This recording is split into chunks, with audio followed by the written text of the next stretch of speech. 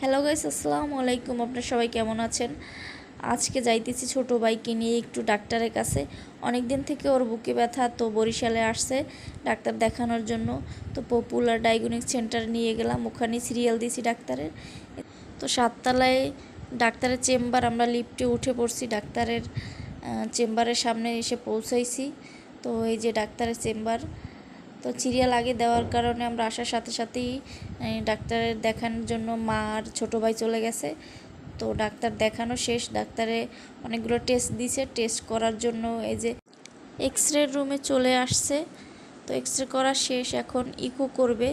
তো ইকোর রুমে ভিতর ঢুকে পড়ছে, ইকো করতেছে। আরও একটা টেস্ট দিছে, সেটাও করা হয়ে গেছে। ইসিজিও দিছে। তো টেস্ট করা সব শেষ, এখন আমরা নিচে চলে যাচ্ছি রিসিপশনে। রিসেপশন থেকে আর কি কাগজগুলো নিয়ে আবার ডাক্তারের কাছে যেতে হবে।